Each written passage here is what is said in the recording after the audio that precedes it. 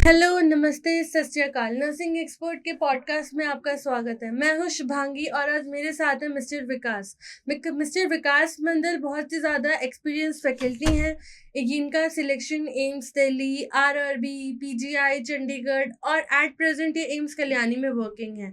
He is a senior NO and he has 15 years of experience. Also has an Canadian RN.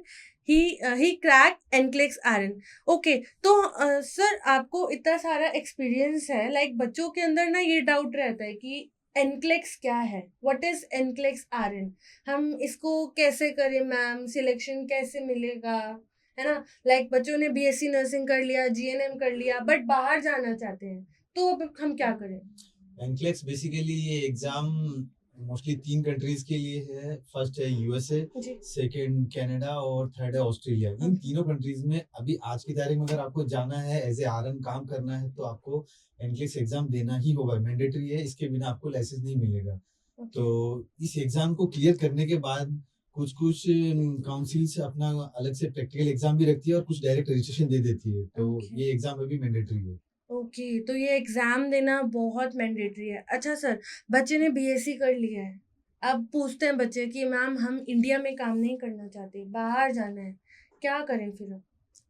आप किसी भी regulatory body में apply कीजिए। जैसे आपको सपोज करिए न्यूयॉर्क जाना है तो आप न्यूयॉर्क की नर्सिंग काउंसिल में अप्लाई कीजिए। अप्लाई करने के बाद वो आपको बोलेंगे कि आप एंट्रेंस दीजिए पहले। सारा जब आपका वेरिफिकेशन कंप्लीट हो जाएगा तो आपको एंट्रेंस की एलिजिबिलिटी देंगे। उसके बाद आपको एंट्रेंस एग्जाम देना पड़ेगा। जैसे आप एग्जाम पास करेंगे उसी दिन ही आपको वहाँ का लाइसेंस मिल जाएगा। फिर आप वहाँ की जॉब अप्लाई कर सकते हैं एज ए आरएन। आप अपना काम शुरू कर सकते हैं।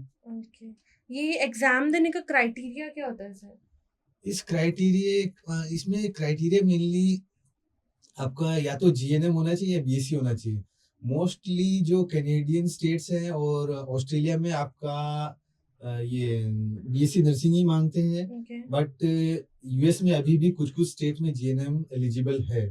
तो जितने भी जीएनएम लोगों से दरखास्त है कि अगर जल्दी करना चाहे तो अभी करवा ले, क्योंकि बाद में शायद हो सकते हैं एलिजिबिलिटी क्राइटेरिया चेंज हो जाए, फिर सिर्फ बीएससी वालों के लिए रह जाए। लाइक सॉरी फॉर इंटरप्टिंग, मैं आपसे पूछना चाहती हूँ, जैसे बच्चों ने जीएनएम किया है, जिन बच्चों ने, अब उनको बाहर जाना है, like so they need experience, अब ऐसा बोल रहे हो, उसके बाद नहीं नहीं नहीं, एक्सपीरियंस की कोई जरूरत नहीं है। जीरो एक्सपीरियंस वाला भी एंट्रेंस एग्जाम दे सकता है। Okay okay okay okay. और इसको कैसे एग्जाम देते हैं, मतलब कैसे, क्या करना पड़ेगा एग्जाम? जैसे ही आपको जो नर्सिंग रेगुलेटरी बॉडी में आपने अप्लाई किया है वो आपको एक ऑथराइजेशन टू टेस्ट देगी। उस ऑथराइजेशन टू टेस्ट को लेके आपको पीएसएन व्यू की साइट पे आपको अपना रजिस्ट्रेशन करना है। जैसे रजिस्ट्रेशन हो जाता है वो आपको एक डेट देंगे, जिस डेट पे आप बुक करके आप इंडिया में 6-7 सेंटर है वहां जाके आप एग्जाम दीजिए। एग्जाम पास कीजिए। पास करने के बाद आपको लाइसेंस इशू हो जाता है। फिर आप जॉब के लिए अप्लाई कीजिए। जो कंपनी है वहाँ जो हायर कर रही है आप ऑनलाइन भी अप्लाई कर सकते हैं या फिर किसी एजेंसी के साथ भी जुड़ के आप आगे जा सकते हैं, अप्लाई कर सकते हैं। आपने अभी पियर्सन व्यू का नाम लिया, what is Pearson view. Pearson view एक टेस्टिंग एजेंसी है जो कि एनएससीबीएन द्वारा ऑथराइज्ड है एनक्लेक्स एग्जाम लेने के लिए। तो जिसको भी एनक्लेक्स एग्जाम देना है उसको पियर्सन व्यू के सेंटर पे जाना है। और हर पियर्सन व्यू के सेंटर पे एग्जाम नहीं होता है, ओनली सिलेक्टेड, जैसे लाइक दिल्ली में होता है, गुड़गांव, पुणे, हैदराबाद, और इधर पंजाब में आपका जालंधर शायद, आई थिंक सो, या लुधियाना है। Like you are saying major जो भी स्टेट्स हैं वो लोग एग्जाम कंडक्ट कराते हैं। अच्छा, मतलब एनक्लेक्स आरएन और ओईटी में डिफरेंस है कैसे। ओईटी एक लैंग्वेज एग्जाम है जो कि नर्सिंग और मेडिकल प्रोफेशनल के लिए है, जो एलाइड और पैरामेडिकल प्रोफेशनल होते हैं उनके लिए। बट एनक्लेक्स कंप्लीटली नर्सेज के लिए। अगर आपको नर्सिंग लाइसेंस लेना है तो ये मैंडेटरी है आपको एग्जाम। इसके बिना आप यूएस और कनाडा और ऑस्ट्रेलिया में तो सबने देखिए मत एग्जाम देने नर्स बनने के। ओके, एंड एग्जाम का पासिंग क्राइटेरिया क्या रहता है सर। पासिंग क्राइटेरिया ऐसा कोई मार्किंग क्राइटेरिया नहीं, बस उनके जो 12 पेशेंट के एरिया होते हैं उनमें आपको जस्ट पास होना होता है। बट ये टोटल 12 क्राइटेरिया में से कोई से भी आप फेल नहीं हो सकते हो। आपको अबव द पासिंग स्टैंडर्ड ही रहना है। आपको ये इंश्योर करना है कि आप एक सेफ नर्स हो। That's it. उन एग्जाम का यही मोटो है। उनको कोई स्पेशलिस्ट नर्स नहीं चाहिए। लाइक कुछ मिनिमम स्कोरिंग क्राइटेरिया नहीं, कोई स्कोरिंग क्राइटेरिया नहीं है इसमें। आपको जो 12 पेशेंट केयर एरिया होते हैं उनमें आपको पास होना है। अच्छा, सर जैसे हमारा इंडिया में है like students are applying for the government exam, तो फिर यहाँ पे हमारा कैटेगरी बेसिस आ जाता है for the general, SC ST OBC like that. तो अगर बच्चे को बाहर जाना है तब भी कुछ ऐसा रहता है क्या? नहीं, नहीं, वहाँ कोई क्राइटेरिया नहीं है, वहाँ सबके लिए ओपन है, जो एलिजिबल है वो एग्ज़ाम दे सकता है और एग्ज़ाम देके निकल सकते हैं। Okay okay okay, we can working experience working experience आपको लाइक जैसे फ्रेशर गया तो सैलरी अलग होगा। हाँ, सैलरी में डिफरेंस हो सकता है, बट हम्म आपको वैसे एग्ज़ाम देने के लिए कोई एक्सपीरियंस की ज़रूरत नहीं है। बट हम्म कभी-कभी ऑस्ट्रेलियन एजेंसी है, आफरा जिसका नाम है, Australian health care practitioner agency, okay तो वो कभी-कभी 1 आध साल का एक्सपीरियंस माँग सकती है, but I don't think so experience की वजह से आपका एग्ज़ाम अटकेगा। बट एक्सपीरियंस से आपकी सैलरी में इफ़ेक्ट आएगा। जैसे आप ऑस्ट्रेलिया में जा रहे हैं, तो आपको एवरी ईयर का एक्सपीरियंस काउंट होके आपका सैलरी बढ़ के आएगा। बट जैसे कुछ कनाडा और यूएस स्टेट में एक्सपीरियंस का कोई रोल नहीं है। हालाँकि अगर उनके जो नर्सिंग पोजीशन है उसमें अगर एक्सपीरियंस नर्स की ही रिक्वायरमेंट है, तो शायद आपको कुछ हाइक दे दे। अदरवाइज़ उधर तो एक्सपीरियंस का ऐसा कोई रोल नहीं है। ओके सर, आपने अभी बोला सैलरी, हाँ। कौन सा कंट्री ज्यादा सैलरी प्रोवाइड कराता है? लाइक बेसिक बच्चों को पता होना चाहिए ना कौन सा कंट्री कैसा सैलरी दे रहा है, काम जाए ज्यादा पैसा मिलेगा। यहाँ के गवर्नमेंट जॉब छोड़ के जाएंगे तो ज्यादा पैसे के लिए ही जा रहे हैं सर। आप पैसे की तरफ देखेंगे तो आपको यूएस ही जाना पड़ेगा, जो ऑलमोस्ट आप मान के चलिए 60 टू 80 लाख पर ईयर दे ही देता है। अगर आप ओके, वेरी ओवरटाइम करते नाइस। हैं, हाँ। या तो ओवरटाइम करते हैं या फिर सैटरडे संडे शिफ्ट या नाइट शिफ्ट करेंगे, तो हम्म आपका पेनल शिफ्ट मिलेगा, तो उसमें आपका करीब कुछ-कुछ नर्सेस का 1 सीआर 2 सीआर तक भी पहुँच जाता है। Okay, very nice. Like for after doing over shift they can gain more in या US। बाकी कंट्रीज में सर? बाकी में भी सेम ही है, आपको ओवर शिफ्ट तो कर सकते हैं, प्लस हाँ, नाइट शिफ्ट हो गया आपका, हम्म इवनिंग शिफ्ट हो गया आपका, हॉलिडे में अगर आपने ड्यूटी की, सैटरडे हम्म संडे की ड्यूटी कर ली आपने, हम्म सैटरडे संडे की नाइट कर ली, तो आपको ट्रिपल मिलेगा। ओके सर, आपका एक्सपीरियंस कैसा था? जैसे आपने RN लिया तो हाँ। आपका कैसा जर्नी था? आपने कैसे लिया, कैसे पढ़ाई जर्नी किया? मैंने पहले तो यूट्यूब पे काफ़ी रिसर्च की और देखा कि भाई कैसे-कैसे करना है, अप्लाई कैसे करना है, तो उसमें हर्डल्स तो काफ़ी आई, but okay lastly I overcome with it and lastly exam भी निकल गया लकीली। थोड़ा बहुत हेल्प भी लिया, थोड़ा एग्जाम के गाइड देखे मैंने, जैसे क्वेश्चन आंसर मेनली मुझे इशू था, क्योंकि नॉलेज लेवल पे मैं मानता था कि भाई नहीं मैं कर लूंगा, बट मुझे क्वेश्चन का पैटर्न देखना था, तो मैंने कुछ टेस्ट सीरीज लगाए थे, तो हो उसमें गया हो फिर गया। आपका। सर मतलब मैं पूछ रही हूँ, जैसे आप वर्किंग थे, साथ साथ में पढ़ना, फिर क्रैक करना, कैसे किया? मतलब आपका एक्चुअली अगर शेड्यूल आपको कैसे था? कोई चीज करनी है तो आपको डेडिकेटली करना है, आपको उसको अलग से टाइम देना। आप ड्यूटी के साथ बहुत मुश्किल से कर पाएंगे। बेटर है आप मेरी तरह 1 महीने की छुट्टी ले लीजिए और बस एग्जाम दीजिए और निकाल दीजिए, बस आर या पार। क्योंकि जब आप काम करते हैं तो प्रॉब्लम क्या आती है कि जैसे आप एक शिफ्ट करके आए, तो आपके दिमाग में 10 चीजें चलेगी, यार वार्ड में ऐसा हो गया, वार्ड में ऐसा हुआ था, इंचार्ज ने ऐसा बोला, डॉक्टर ऐसा बोला, पेशेंट ऐसा बोला। जो फ्रस्ट्रेशन वहाँ की टेंशन है वो आपके दिमाग में आती रहेगी, और आपकी जो पढ़ाई है ना वो अच्छे से नहीं हो पाएगी। आपका फोकस आप जो 100% देना चाहते हो नहीं दे पाएंगे। बट जैसे आप घर पे रहते हैं और आप रिलैक्स रहते हैं, आपका बस एक ही काम है कि पढ़ाई पढ़ाई करना करना है, है। तो आपका फोन बंद है, आपको एक ही काम है, पढ़ना सोना खाना, पढ़ना सोना खाना। ये रूटीन में फॉलो करता था, बाकी और कुछ नहीं करता था। उसके अलावा मैंने बहुत सारी वेब सीरीज देखी, फैमिली के साथ टाइम स्पेंड किया, घूमने भी गया। तो ऐसे मैंने इसको रूटीन ही लिया, मतलब इसका कोई हार्ड एंड फास्ट नहीं है कि भी आपको मर पीट के ही करना है। आप डेली अगर 4 से 5 घंटा भी दे देंगे तो दैट्स सफिशिएंट फॉर। तो सर आपने जैसे बताया आपने वेकेशन लेके फिर पढ़ाई किया, अब बुक्स कौन कौन से आपने रेफर किए, या बच्चों को थोड़ा गाइड करना चाहो कि आप वो बुक्स लेके पढ़ सकते हैं? बुक्स के बारे में कहूँ तो पर्टिकुलरली ऐसा कोई बुक्स है नहीं, बट कुछ मार्केट में ऑलरेडी चलती है जो लॉन्ग टाइम से चल रही है। आप कैपलाइन की ले सकते हैं, साउंडर्स की ले सकते हैं, हम्म और आपका बेसिकली जो आपका बेसिक नॉलेज है वो स्ट्रांग होना चाहिए। जो आपके ओके जितने भी बेसिक सब्जेक्ट हैं उस पर आपकी पकड़ मजबूत होनी चाहिए, ओके तभी इसमें आपका सिलेक्शन की गारंटी ज्यादा है, बिकॉज आप किसी एक बुक पे रिलाई नहीं कर सकते इसमें। लाइक जैसे हमारा गवर्नमेंट एग्जाम का पर्टिकुलर क्राइटेरिया होता है, nursing and non nursing, either the nursing, ऐसे ही इन एग्जाम्स का भी कुछ क्राइटेरिया होता होगा सर, थोड़ा आप बताना चाहो तो? नॉन नर्सिंग समझा नहीं मैं कैसे। Non nursing in the way जैसे हम एम्स के एग्जाम बच्चे देते हैं तो वो उसके अंदर उनको मैथ्स, रीजनिंग, कंप्यूटर नहीं ऐसा नहीं आता ऐसा है। कुछ भी नहीं आएगा, आपको सिर्फ नर्सिंग के ही क्वेश्चन आएंगे। ओके। आपको अदर और कुछ नहीं पढ़ना है, आपका मेन टारगेट होना चाहिए आपको एक सेफ नर्स बनना है, दैट्स इट। ओके।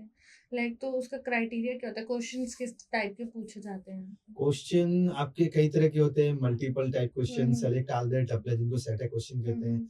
और जैसे सिनेरियो बेस्ड क्वेश्चन होंगे, ओके। जिनको नेक्स्ट जनरेशन एनक्लेस जो क्वेश्चन कहते हैं, एंजिन क्वेश्चन। उसमें क्या होगा, एक पेशेंट का सिनेरियो दिया जाएगा। सपोज एक इमरजेंसी में पेशेंट आया है, उसके वाइटल्स दिए हुए हैं, उसकी क्लिनिकल कंडीशन आपको दी हुई है, आपका आप उसमें अब क्या एक्शन लोगे। सपोज आपको शॉक का पेशेंट पड़ा, आपको उसको आईवी लाइन लगानी है, कि आपको उसको पहले वाइटल्स चेक करने हैं, कि पहले आपको उसको Okay. सीपीआर देना है, कि आपको हार्ट रेट चेक करनी है। तो इस तरीके से आपको Like you option. have to prioritize and Prioritize. then answer Yes, yes, accordingly. right. Okay. And passing criteria क्या रहता है, मतलब स्कोर कैसे मिलता है एग्जाम पास होने आपको के स्कोर नहीं मिलेगा, आपको दो रिजल्ट मिलेंगे, आइदर फेल आइदर पास। ओके। जैसे अगर आप पास हुए तो आपको कुछ नहीं बताया जाएगा, सिर्फ आपके स्कोर कार्ड पे पास लिखा आएगा। अगर अमेरिका से आपने अप्लाई किया तो आपको तुरंत रजिस्ट्रेशन में मिल जाएगा। बट अगर आपने ऑस्ट्रेलिया और कनाडा से किया तो आपको सिर्फ पासिंग स्कोर कार्ड मिलेगा। अगर आप फेल होते हैं तो आपको फेल का आपका क्राइटेरिया मिलेगा, कि भाई ये आपके 12 क्लिनिकल एरिया थे, इसमें आप कहाँ बिलो द पासिंग स्टैंडर्ड थे, almost near the passing standard थे, अबव द पासिंग स्टैंडर्ड थे। ये 3 चीजें आपको उसमें मिलेगी, ताकि कि आप जब भी नेक्स्ट टाइम आप एग्जाम दोगे तो आप उसको अपने आप को इम्प्रूव कर सके, कि हाँ यहाँ मेरा लैक था, अब मुझे इन जगह वर्क करना है। अब सर ये एग्जाम बहुत महंगा होता है, लाइक जितना भी सुना है बच्चों में क्वेश्चन रहता है, बहुत महंगा है, पेपर ही बहुत महंगा है ना? तो कैसा इसका कितना फीस रहता है, एग्जाम का कितना खर्चा आ जाता है, कुछ आप बच्चों को बता पाओ तो। देखिए, खर्चा बेसिकली सबसे पहले तो रेगुलेटरी जो बॉडी होती है, नर्सिंग काउंसिल होती है जो अब्रॉड की, वो लेती है। तो अमूमन आप मान के चलिए 25 से आपका 30,000, कोई 14,000, 15,000 ऐसे कॉस्ट पड़ेगी। आपको फॉर्म भरा जाएगा। फॉर्म भरने के बाद कुछ तो डायरेक्टली आपका एलिजिबिलिटी दे देते हैं। लाइक ऑस्ट्रेलिया सबसे इजी है, क्योंकि वो तुरंत एलिजिबिलिटी दे देता है। वो सिर्फ आपके डॉक्यूमेंट एक वकील या नोटरी से अटेस्टेड होने चाहिए। इतना देख के आपको एलिजिबिलिटी दे देगा। बट कुछ कंट्रीज जैसे कनाडा और यूएस हो गए, वो आपका लाइसेंस भी वेरीफाई करवाएगी, पहले आपके स्कूल से आपके ट्रांसक्रिप्ट वेरीफाई करवाएगी, तो उनके बाद वो आपको एटीटी देगा, ऑथराइजेशन टू टेस्ट जिसे कहते हैं। तब वो आपको एग्जाम देने की एलिजिबिलिटी मिल जाएगी। और जैसे आपको एलिजिबिलिटी मिलती है, आप वहाँ फिर से रजिस्ट्रेशन करेंगे। रजिस्ट्रेशन के बाद आप एक टेस्ट बुक करेंगे, तो उसमें आपका अमूमन 35 to 45,000 खर्चा आ जाएगा, इंडियन रुपीज में बोले। और यूएस डॉलर में बोलेंगे तो आपका $177 तो टेस्ट डेट बुक करने का है, और $220 आपका ये रजिस्ट्रेशन का है। मतलब ओवरऑल 40-50,000 में बच्चा एग्जाम दे सकता है? नहीं 40 नहीं, आपका 50-60,000 आपका सिर्फ एग्जाम में बैठने तक का खर्चा। उसके बाद और खर्चा है? उसके बाद अगर आपको कोई हेल्प लेनी है, जैसे बुक्स का खर्चा आ जाएगा, 4 से 5 हजार की बुक्स आ जाती है। और आपको कोचिंग लेनी है तो डिपेंड करता है आप कहाँ से कोचिंग ले रहे हैं। आप कोई सस्ता कोर्स ले रहे हैं, 99 से ही लोग पढ़ा रहे हैं, कोई 50,000 भी ले रहा है, कोई 1 लाख भी ले रहे हैं। अभी इंडिया में भी बहुत सारे कोचिंग है जो 65,000 से लेके 1 लाख तक लेती है। अब यूएस में जैसे यूवर्ड हो गया, आर्चर हो गया, तो इनके भी हाई रेट्स है। अगर 1-to-1 जाएंगे तो बहुत हाई रेट है। हाँ, आपको सिर्फ जस्ट वीडियोस देखने हैं और जस्ट एग्जाम क्वेश्चन प्रैक्टिस करना है, तो आपका 20-30 हजार तक एक खर्चा आ जाता है। तो आप अमूमन 1 लाख मतलब 80,000 से 1 लाख का एक बजट मान के चलिए कि इतना तो मुझे इन्वेस्ट करना है। और ये बहुत कम है मैडम। जब आपका जब सैलरी अच्छा आएगा फिर इतना तो लगा ही सकते हैं ना। जब आपका लाइसेंस आ जाएगा तो आपकी सैलरी बहुत मिनिमम 4 लाख से तो शुरुआत है, और हाईएस्ट आपका 8-10 लाख तक भी जा सकता है, डिपेंड करता है आपका experience. Very good opportunity for the students. Sir, आप कुछ गाइडेंस देना चाहोगे बच्चों को कि जैसे कैसे प्रिपरेशन करें, कैसे पढ़ें, जिनको ड्रीम है बाहर जाना? सबसे पहले तो अगर आप इस एग्जाम में पास होना चाहते हैं तो पहले तो इस एग्जाम के नेचर को समझिए। ये एग्जाम आपसे क्या चाहता है? सबसे पहली चीज ये चाहता है कि उनको चाहिए सेफ नर्स। आपको सेफ्टी पे विशेष ध्यान देना है। अगर आपने ये चीज अपने दिमाग में बैठा ली है कि भाई सेफ नर्स कैसे बनना है, कैसे पेशेंट को प्रिवेंट करना है हैजार्ड से या उसको नुकसान होने से बचाना है, तो आपका एग्जाम क्लियर होगा। उसके लिए आपको क्या-क्या करना पड़ेगा, क्या-क्या इम्प्लीकेशन इम्प्लाई करना पड़ेगा, आपका नॉलेज है, आपका स्किल है, तो उसी का ही ये मेनली एग्जाम है। तो आपको सबसे पहले तो क्वेश्चन के सेकंड आपको देखना पड़ेगा क्वेश्चन कैसे आते हैं, क्वेश्चन का पैटर्न कैसा है, उनका टाइप कैसा है, और बेसिक तो आपकी क्लियर होनी ही चाहिए। एक ओवरऑल बेसिक नॉलेज नर्सिंग की आपको 4 साल की जो डिग्री या डिप्लोमा जो भी, ये आपका क्लियर होना चाहिए। उसके बाद उस नॉलेज को आप कैसे क्लिनिकल सिनेरियो में अप्लाई कर पाते हो, वो ज़्यादा मैटर करता है। इसीलिए क्या होता है, जो एक्सपीरियंस नर्सेज होती है वो बड़ा जल्दी इसको क्रैक कर लेती है। बट वहीं जब आप फ्रेशर की बात करते हैं, तो यूएस में तो ऐसे-ऐसे बंदे देखे 8-8 9-9 बार में भी उनके एग्जाम क्लियर नहीं होता है। ओके। इतना अब टफ सर, होता है। जैसे बच्चे ने पैसे लगाए, एग्जाम एक बार दिया, क्लियर नहीं हुआ, अब क्या? फिर से दीजिए, आप देखिए ना, आपको तो स्कोर कार्ड मिलेगा ना, स्कोर कार्ड में आपका वीक एरिया आपको दिखाई जाएंगे कि ये आपके वीक एरिया है, आप उन पे फोकस ज्यादा करना। फिर जैसे कैसे, आपको, मतलब थोड़ा आप इलाबोरेट कर सकते जैसे हो, आप मान स्कोर लीजिए, कार्ड क्या है, कैसा है? जैसे आपका सेफ्टी में इशू है, हम्म सेफ्टी एंड फिजियोलॉजिकल इंटीग्रिटी जैसे एक पोर्शन आता है। हम्म अगर आप पेशेंट की फिजियोलॉजिकल इंटीग्रिटी मेंटेन नहीं कर पा रहे, तो हम्म आप उस हिसाब से देखिएगा, आपका मेडिसिन वीक है, कि आपका एनाटॉमी वीक है, आपका नॉलेज पोर्शन वीक है, कि आपका एप्लीकेशन पोर्शन वीक है, आपका एनालिसिस पोर्शन वीक है। ये चीज आपको एनालाइज करनी है, और आपको एग्जाम देने के लिए जल्दबाजी ना करें। आप सबसे पहले तो थ्योरी को कंप्लीट कर लें, उसके बाद आप एटलीस्ट वीकली एक मॉक टेस्ट दें। और अगर आपका तैयारी बहुत अच्छा है, तो आप डेली मॉक टेस्ट दीजिए। फिर उसको मॉक टेस्ट को एनालाइज कीजिए, देखिए कि आपका स्कोर कैसा रहा, कितना बना, और आपको कितना इम्प्रूवमेंट करना है। जो गलत क्वेश्चन हुए हैं वो क्यों गलत हुए हैं। सपोज आपने एक क्वेश्चन लगाया, 4 ऑप्शन थे, आपने सपोज ए लगा लिया, जी जी जी ए गलत था, जी डी सही था। अब जी। आपका गलत क्यों हुआ, आप उसको एक नोटबुक में अलग से मेंशन करेंगे कि हाँ, मेरा एक क्वेश्चन गलत हुआ है। क्यों गलत हुआ, कि मेरे को रीजन ये क्या चीज था? आती नहीं थी, ये कॉन्सेप्ट मेरा क्लियर नहीं था।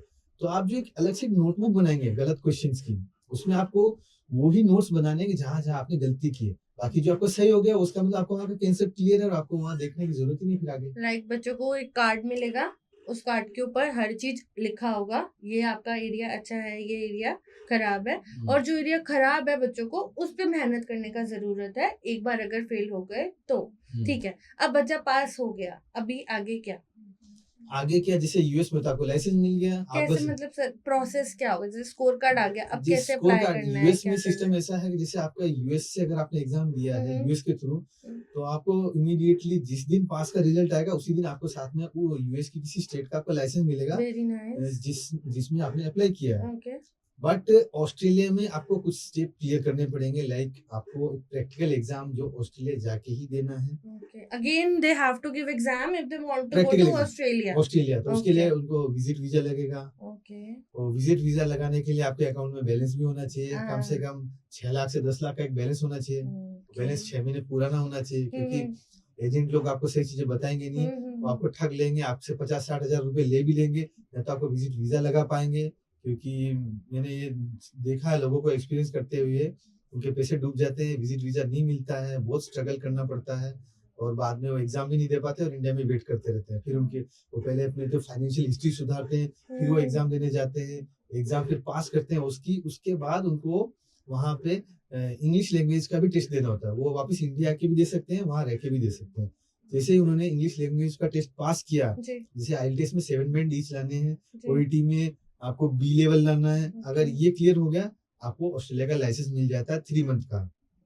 अब आपको वहाँ पे जॉब अप्लाई करनी है, और आपका रजिस्ट्रेशन रिन्यू कराते रहना है। और ऑस्ट्रेलिया में अभी बहुत जॉब अवेलेबल है, आपको बस लाइसेंस की जरूरत है। एज केयर हो गया, होम केयर हो गया, आपका हॉस्पिटल्स हो गए, बहुत डिमांड में है अभी नर्सेज। और ऑस्ट्रेलिया का लाइसेंस मिल गया, तो आप इमीडिएटली आप न्यूजीलैंड का लाइसेंस अप्लाई कर सकते हैं, जो आपको 3 to 4 वीक में आ जाता है। और रही बात कनाडा की, कनाडा के लिए आपको या तो पहले या बाद में आपको लैंग्वेज एग्जाम या साथ में भी आप क्लियर कर सकते हैं। जैसे आपका वो क्लियर हुआ, आपकी नर्सिंग लाइसेंस और स्कूल की नर्सिंग स्कूल या कॉलेज की वेरिफिकेशन पूरी हुई, तो आपको वो कनाडियन जो स्टेट है आपको लाइसेंस दे देती है, फिर आप कनाडा के जॉब के लिए अप्लाई हो जाते हैं। कर सकते हैं। ये स्कोर कार्ड का वैलिडिटी कितना रहता है सर? जनरली आपने अगर एक बार एनक्लेक्स पास कर लिया, तो आपका 10 साल तक वो एग्जाम वैलिड रहेगा। 10 साल तक आपको दोबारा एग्जाम देने की जरूरत नहीं है। इट इज वेरी नाइस ना, इतना पैसा लगाया तो 10 साल तक तो है वो चीज। हाँ, तो 10 साल तक आप कहीं पे भी ट्रांसफर कर सकते हैं। जैसे आपने ऑस्ट्रेलिया के थ्रू दिया, तो आप कनाडा में अप्लाई कर लो, आप यूएस में अप्लाई कर लो। अगर मान लिया आपने जैसे सबसे सस्ता पड़ता है न्यूयॉर्क बोर्ड का। आपने ओके। न्यूयॉर्क बोर्ड से अगर आपने अप्लाई किया और आपने एग्जाम दे दिया, $143 उसका एप्लीकेशन फीस है। इंडियन कितना? इंडियन आपको पड़ जाएगा वही 13-14 हजार, 13 साढ़े 13 हजार। सही है तो। तो कमी है बाकियों की तुलना में। हम्म। बाकी जैसे ऑस्ट्रेलिया तो आपको 25-30 हजार लग जाएगा। तो 23 हजार। मतलब फिर से वहां पे तो सैलरी भी तो कम होगा फिर।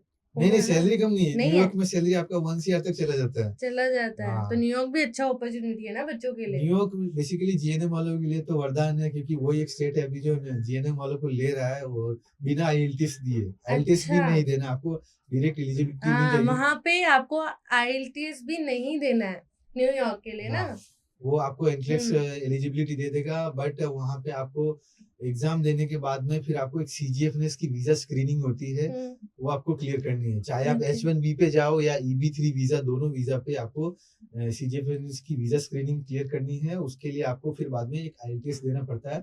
ओवरऑल 6.5 और ओनली स्पीकिंग में 7 बैंड लाना है। ओके। अभी एग्जाम देने के बाद ऑस्की भी देना पड़ता है?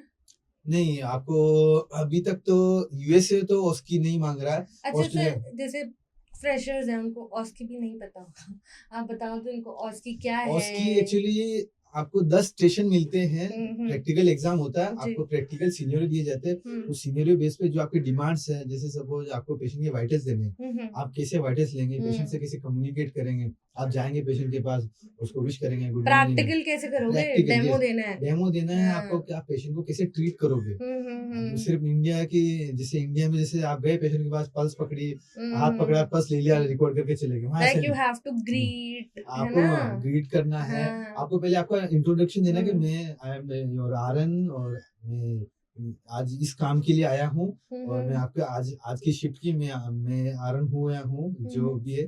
फिर मैं आपका अभी ये वाइटल्स लूंगा या फिर इंजेक्शन लगाऊंगा। वो आपको प्रोसीजर पूरा एक्सप्लेन करना है, जी जी जी। उनकी कंसेंट लेनी है। मतलब generally step by step you have to give the हाँ, ऑस्की। और आपको अगर पेशेंट मना कर रहा है कि नहीं मैं नहीं लूंगा, तो वो आपको एक्सेप्ट करना है। आपको पेशेंट से लड़ाई नहीं करनी है, पेशेंट की रिस्पेक्ट करनी आर्ग्यू है, नहीं करना, आर्ग्यू नहीं सिंपल। करना, अच्छे से बात करनी है, पेशेंट को तमीज से बात अच्छे करनी से। है। लड़ना नहीं है, अपना हाँ फ्रस्ट्रेशन उसमें नहीं हाँ निकाल सकते, हाँ। नहीं तो आपको फेल कर दिया जाएगा तुरंत। ओके, तो मतलब कैसे, कितने टीचर्स, क्या कैसे होता है, कैसे जज करते हैं वहाँ पे वहाँ पे ऑस्की के एक्चुअल टाइम? में आपको एक जो ऑलरेडी वहाँ का लोकल आरएन है, जो ऑलरेडी पास्ड है और जी सीनियर जी है और काफी एक्सपीरियंस्ड है, जी। तो वो आपके सामने बैठा रहेगा। या तो इधर वो पेशेंट बन के बैठा रहेगा, या फिर पेशेंट की जगह डमी होगा। ओके वो आपको ऑब्जर्व करेगा कि आप पेशेंट के साथ कैसे बिहेव कर रहे हो, कैसे आप उसका इंटरेक्शन आपका कैसा है, ओके। आपका रेपो कैसा है, पेशेंट के साथ कैसे रेपो बिल्ड करते हैं। जो कुछ पेशेंट होते हैं जैसे जो डिसएग्रीमेंट में होते हैं, जो मतलब वो गुस्से वाले होते हैं, आपसे झगड़ा करेंगे, आप उनको कैसे कंसोल करोगे। जो आपका या तो डमी होगा या सामने पर्सन बैठा होगा, वो भी खुद एग्जामिनर होगा, वो आपसे डिसएग्री करेगा, नहीं मुझे तो इंजेक्शन लगाना ही नहीं, ओके। गुस्सा करेगा, उसको आप कैसे शांत करोगे। ऐसी चीजें वहाँ इवेल्युएट की जाएगी कि आप ऐसे पेशेंट को कैसे हैंडल कर पाते हो। आपने दिया था ऑस्की? नहीं, उसकी अभी नहीं दिया मैंने, डायरेक्ट कनाडा का मैंने आरएन ले लिया, अभी कनाडा में आरएन लिया।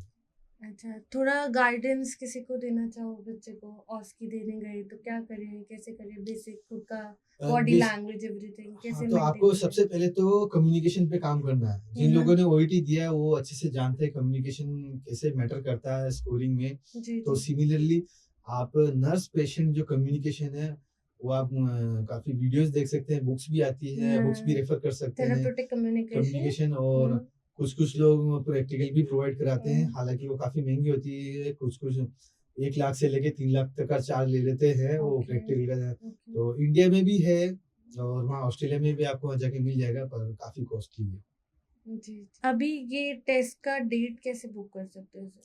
टेस्ट तो इजी है, आपको जब ऑथराइजेशन टू टेस्ट मिल जाती है, आप सीधा जाइए पीएसएन व्यू की वेबसाइट पे, वहाँ जाके अपने आप को रजिस्ट्रेशन कीजिए। जी जी। रजिस्ट्रेशन जैसे हो जाता है, पीएसएन व्यू फिर से आपको नर्सिंग रेगुलेटरी बॉडी को कांटेक्ट करेगा कि ये रियल में ये कैंडिडेट है कि आपका ही है क्या, जी जो आप जी। ये बंदा बोल रहा है कि नहीं मैं ऑस्ट्रेलिया में अप्लाई किया है।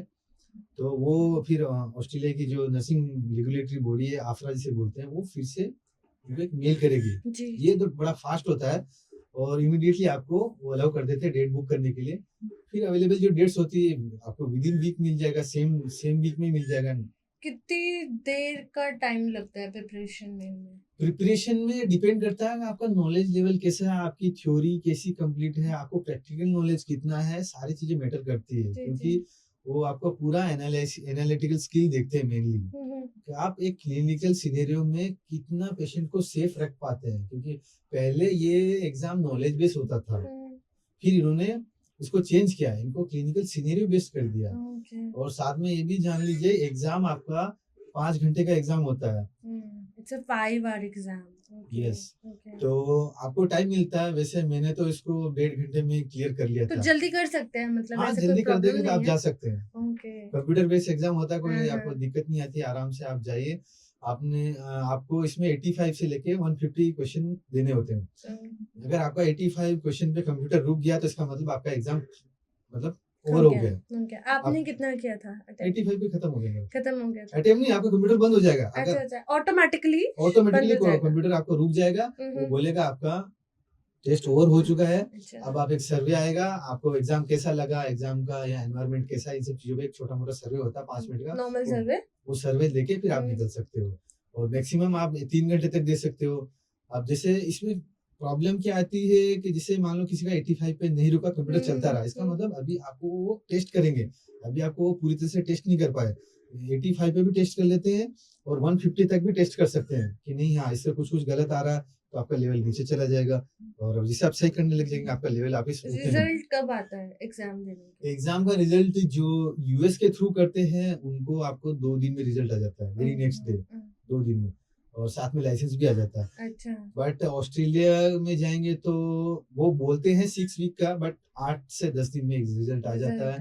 कनाडा का भी सिमिलरली 2-3 वीक्स है, मैं एग्जैक्ट मुझे आइडिया नहीं है क्योंकि मैंने ऑस्ट्रेलिया के थ्रू दिया था। जी जी जी। तो आप मान के चलिए सिमिलर टाइमलाइन 2 से 3 हफ्ते में आपका रिजल्ट आ ही जाता है, फिर आप नेक्स्ट स्टेप के लिए प्रोसेस कर सकते हैं। तो सर आपके साथ बहुत ज़्यादा अच्छा पॉडकास्ट रहा हमारा, बहुत ज़्यादा नॉलेजेबल रहा, बहुत सारी चीज़ें सीखने को मिली।